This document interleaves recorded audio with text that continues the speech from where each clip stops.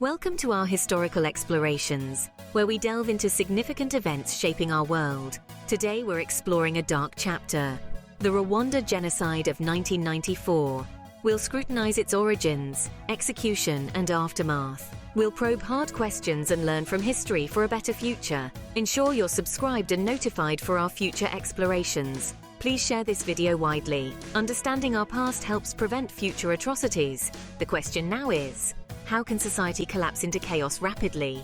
Don't forget to subscribe to Ghana News for more historical insights. Have you ever wondered how a society can collapse into chaos and violence in just a few months? This question leads to the Rwanda Genocide in 1994. In a mere 100 days, from April to July, an estimated 800,000 to 1 million Tutsis and moderate Hutus were brutally murdered.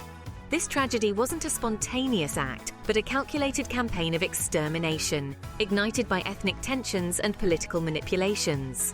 Globally, the response was marked by passivity and silence, drawing criticism and regret. The genocide deeply affected Rwanda, leaving lasting scars that still impact the nation, despite significant strides towards healing and rebuilding. It's a stark reminder of the global community's responsibility to prevent such tragedies.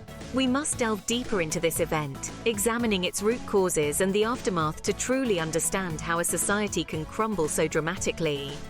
Now let's delve deeper into the Rwanda genocide and understand how and why it happened. To understand the genocide, we must first examine the state of Rwanda before the horrific events. Rwanda, a small East African nation, was home to three ethnic groups: the Hutu, Tutsi, and TWA. The Hutu made up about 85% of the population, the Tutsi 14%, and the TWA 1%. These groups lived together, spoke the same language, practiced the same religion, and shared a common culture. Distinctions between them were more socio-economic than ethnic. The colonial era intensified these distinctions. The German and Belgian colonizers, who ruled Rwanda from the late 19th century until the early 60s, favored the Tutsi minority, considering them more European-like. They were given better education, jobs, and positions of power. This sowed seeds of resentment among the majority Hutu. When Rwanda gained independence in 1962, the Hutu took over the reins of power. They sought to reverse the injustices of the colonial era. The Tutsi were marginalized, discriminated against, and periodically subjected to violent attacks. Many fled the country, settling in neighboring Uganda and Tanzania. In the decades that followed, the socio-political climate in Rwanda remained tense.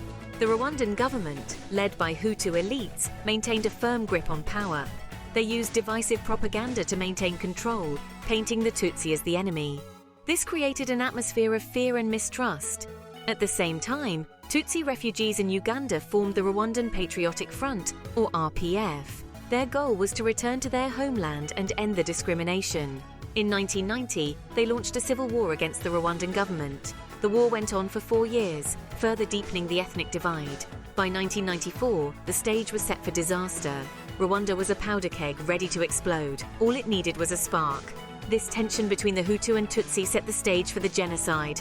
The assassination of Rwanda's president, a member of the Hutu majority, set the genocide in motion. In the early 90s, Rwanda was a nation on the brink, a simmering pot of ethnic tension, economic hardship, and political unrest.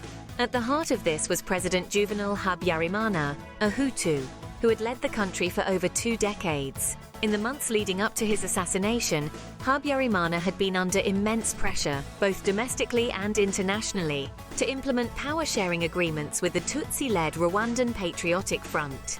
This was met with stiff resistance from hardline Hutu factions within his government, leading to a fragile political climate. On the fateful night of April 6, 1994, Habyarimana's plane was shot down as it approached Kigali's airport.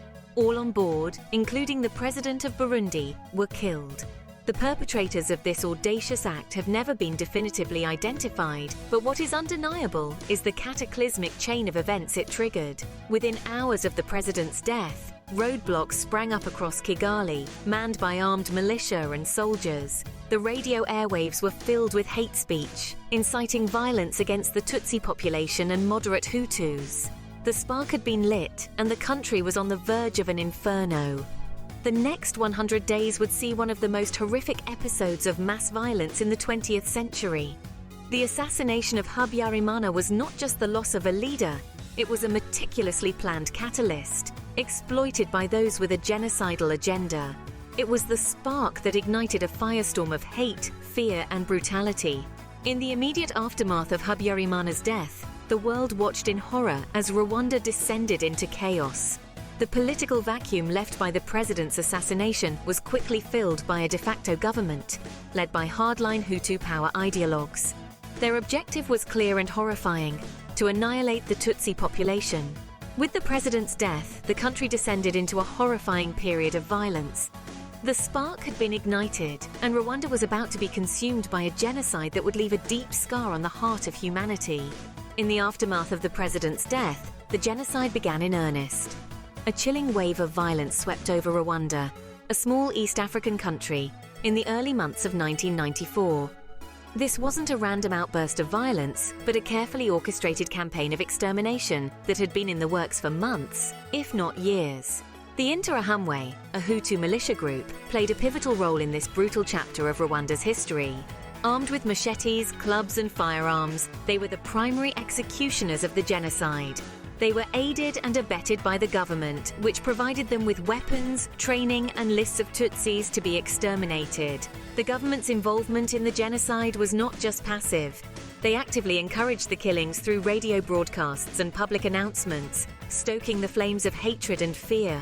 Imagine a country where your neighbors, colleagues, friends, even family members turned into your executioners overnight. That was the grim reality for Tutsis in Rwanda.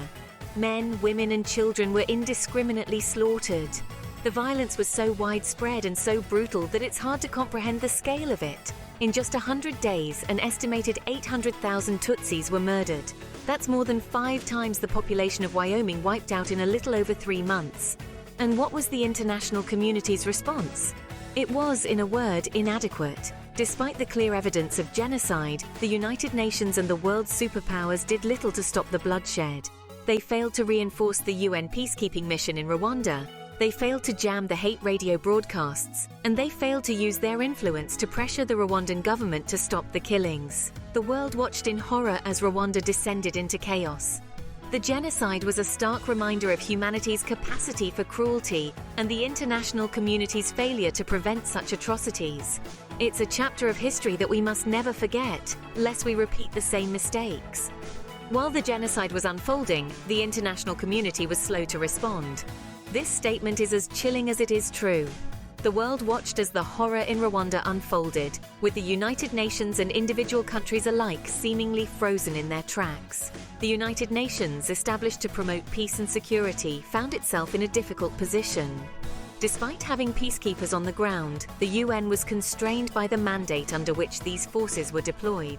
This mandate did not allow for the use of force to halt the genocide, and efforts to change the mandate were stymied by bureaucratic red tape and a lack of political will. Individual countries, too, were slow to act. Many were hampered by a reluctance to intervene in what was seen as an internal affair. This, coupled with a lack of accurate information and an underestimation of the scale of the violence, led to a delayed response. Even when the stark reality of the genocide became apparent, the international community was hesitant to use the term genocide, fearing it would obligate them to take action under the United Nations Genocide Convention. The response was not only slow but also ineffective.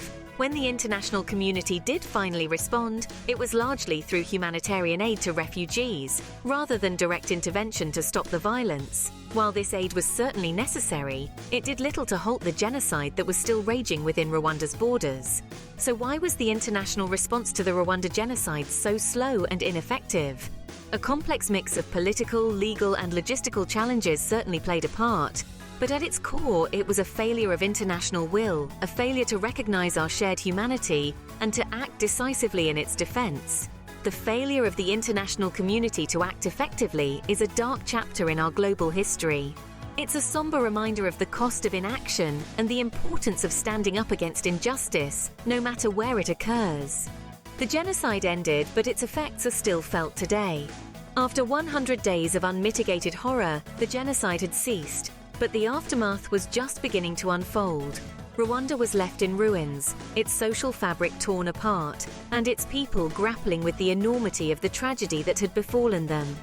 In the immediate aftermath, a massive refugee crisis erupted. Over 2 million people, primarily Hutus fearing retribution, fled Rwanda, pouring into neighboring countries. These overcrowded refugee camps became breeding grounds for disease and further violence, adding another layer of complexity to an already dire situation. Meanwhile, the world was coming to grips with its failure to prevent or halt the genocide. As part of its response, the United Nations established the International Criminal Tribunal for Rwanda in 1994. This tribunal was tasked with prosecuting those responsible for the genocide. Its creation marked a significant step forward in international justice, setting a precedent for holding individuals accountable for crimes against humanity. Over the years, it has indicted 93 individuals and convicted 61, sending a clear message that such atrocities will not go unpunished. However, the road to recovery for Rwanda has been long and arduous. The genocide decimated the country's infrastructure and economy. Rebuilding has been a slow process, fraught with challenges. The psychological trauma inflicted on the survivors is immeasurable, with many still struggling to come to terms with their experiences. Yet, amidst the pain and suffering, Rwanda has shown remarkable resilience. The country has made significant strides in its recovery, demonstrating to the world the power of unity and the indomitable spirit of its people. The government has implemented various measures to foster reconciliation and unity, striving to heal the wounds of the past. The scars of the genocide remain, a reminder of the horror that unfolded. They serve as a stark warning, a call to the global community to ensure that such a tragedy never happens again. As we look back on this dark chapter in human history, let us remember not just the horror, but also the resilience of the survivors and the importance of unity and reconciliation in the face of adversity. The Rwanda genocide serves as a stark reminder of the horrors of ethnic violence and the importance of international intervention. This dark chapter in human history has left behind lessons that we ought to remember, not only to honor the victims, but also to prevent such a catastrophe from recurring. The first lesson learned is the critical importance of preventing ethnic violence. The dehumanization of the Tutsi population didn't happen overnight. It was a process that took years, fueled by deep-seated resentment and hatred. This teaches us that we must vigilantly counteract divisive narratives and promote unity and understanding among diverse groups. The second lesson is the urgent need for swift international intervention. The slow response from the international community during the Rwanda genocide resulted in unnecessary loss of lives. This event underscores the need for the world to act promptly and decisively in the face of mass atrocities. We must remember that silence in the face of injustice is complicity. Lastly, we learn the indispensable role of justice in healing. After the genocide, the Rwanda government, with the support of the international community, held those responsible accountable for their actions. This not only served as a deterrent for future acts of violence, but also facilitated the healing process for survivors. Justice, therefore, is not just a matter of punishment. It's a crucial step towards reconciliation and healing. The Rwanda genocide is a painful reminder of what can happen when hate goes unchecked, when the world turns a blind eye to atrocities, and when justice is delayed. These lessons learned must guide us as we navigate our way in a world that is increasingly diverse and interconnected. As we remember the victims of the Rwanda genocide, we must strive to ensure such a tragedy never happens again. The Rwanda genocide was a dark period in our recent history. As we journeyed through this narrative, we traced the chilling path that led to the genocide, beginning with the pre-genocide era in Rwanda. We explored the complex interplay of ethnic tensions, political strife, and socio-economic factors that created a volatile environment ripe for conflict. The spark that ignited this tinderbox was the assassination of the Rwandan president, a Hutu, which set off a wave of violence against the Tutsi minority. We then delved into the horrifying reality of the genocide itself, where in a matter of 100 days, an estimated 800,000 people lost their lives, a stark testament to the human capacity for cruelty. Yet, it wasn't just the severity of the violence that was shocking, but the speed and efficiency with which it was carried out. The next chapter of our story took us to the international stage, where we examined the response of the global community. We discussed the regrettable lack of intervention and the missed opportunities that could have potentially mitigated the scale of the massacre. It was a harsh reminder of the consequences of inaction in the face of blatant human rights violations. In examining the aftermath, we saw a nation grappling with the trauma of genocide, a monumental task of healing and rebuilding. However, amidst the ashes, Rwanda has shown resilience and determination, making strides towards reconciliation and justice. Finally, we reflected on the lessons learned from this dark chapter. The importance of early intervention, the need for international solidarity in preventing such atrocities, and the power of reconciliation and healing were underscored. By understanding the events and lessons of the Rwanda Genocide, we can work towards a future where such atrocities are a thing of the past. This is not just a historical recounting, it's a call to action, a plea for humanity to learn from its past, to ensure we never repeat it. Let us remember Rwanda, not just for the horror it endured, but for the resilience it has shown and for the lessons it offers us.